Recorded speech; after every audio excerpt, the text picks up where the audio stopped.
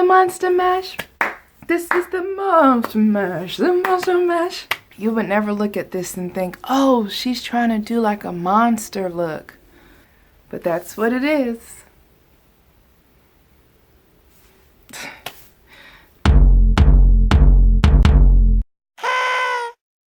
Hey Cakenistas, it's Marisha. It is finally October. The weather is finally breaking. And I wasn't sweating, I was cool, I was chilly when I went outside yesterday. I was like, brr. I actually gave you guys a glimpse of this monster cake in one of my previous videos. It's gonna be the first video for October. I love this cake because it's not scary. It's great for a child's birthday, and you can actually customize this cake. You can change up the colors, you can change up the style, and it's a pretty fun cake. So let's get right into it. If you haven't done so yet, I'm gonna need you to subscribe to the channel, press on the like button, then we can get started. Okay, Cakenistas, so I'm going to start off with my drop dead delicious chocolate cake. You may remember this clip from that previous video. I'm filling my chocolate cake with some chocolate ganache and some vanilla buttercream for the border so that none of the ganache comes out. And then I'm going to put another layer on top of that.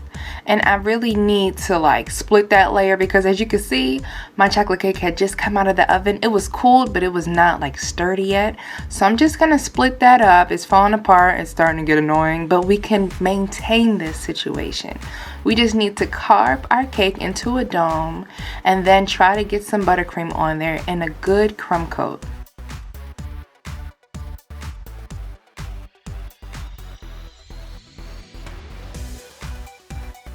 After I did my crumb coat, I popped it in the fridge for about 10 minutes, and now it's nice and sturdy. See, even if your cake starts to fall apart on you, it can always be brought back together. Trust me on this one. I have done many cake disasters. So now I'm going to create another layer of filling and then put that layer of cake back on top. And then I can finish frosting the cake. For this monster, once again, I am carving and creating a perfect little dome. You can also do a square monster. That would be amazing. I'm going to take my buttercream color of choice. I chose green, and I put it in a piping bag with a grass piping tip. First, I did patches of orange buttercream, and then I went in and filled the rest of the cake with green buttercream. So you can pick whatever two colors you would like. You can do blue, red, orange, yellow, green, purple. The sky is the limit. Now for the bottom cake, just to show you guys a cool little trick that I did, a lot of people had issues with creating a chevron pattern on a cake. So what I did was I frosted it as normal, and then I popped the cake in the refrigerator so that the buttercream was hard. I took a printout of a chevron pattern, and then I put the pattern onto the cake and went over the pattern with a toothpick, just making an indentation onto the cake so that I could see it. Then I was able to go with my buttercream and a small round piping tip and pipe out my chevron pattern. So a little trick, you know, if you ever need to do a chevron. I'm going to continue to fill in my cake until the whole thing is covered in fur. You can also use a star tip if you don't have this grass piping tip.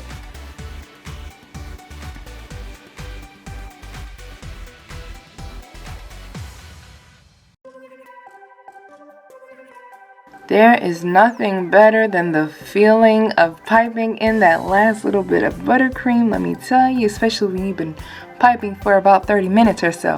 So next, to give the cake some character, I decided to go in with my airbrush machine, and I put in some green food color in there, and I'm going to spray some stripes onto the cake because, you know, monsters come in all different shades and patterns and colors. I'm going to add the ears. I just made some horns. I curved them a little bit out of fondant, and I put a toothpick in each one, and that's going to go right on the top of the cake.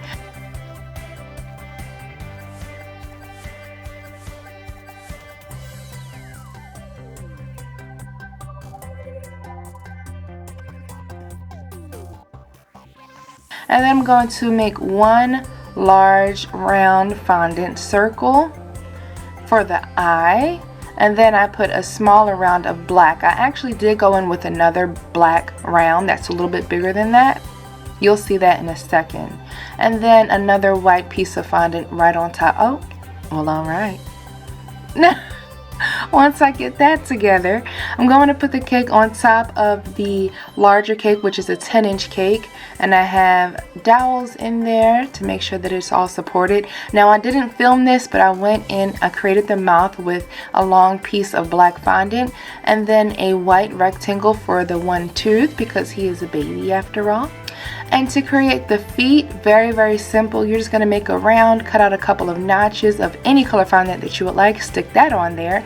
And then for the arms, just 2 round pieces on toothpicks, stick that into the side of the cake, and that is how you create a super simple monster cake. This is so great, so adorable. I just love him. So I hope that you guys enjoyed this video, Couture and a cute monster cake.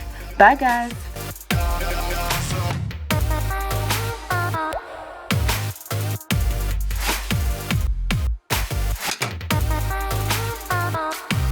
I hope that you guys enjoyed this video.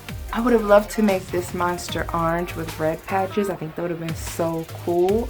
I have a Kitchenaid comment of the day. And I'm going to get better with this because you guys have been really commenting a lot lately. And it's not for nothing. If you would like to be featured in the next video, just leave a comment down below. This Kitchenaid comment today goes to Sonia Ali, I believe. Could be Sonia. Sonia says, or Sonia Miss Ali says, I'm 9, and for my 10th birthday, I might bake this cake for my birthday. And I want to be a cake baker when I'm older. And I love bunnies. Bunnies are awesome. I love bunnies as well. Actually, I'm sorry, no I don't. I like the bunny cake. Those bunnies, the ones that you can eat and they don't actually move.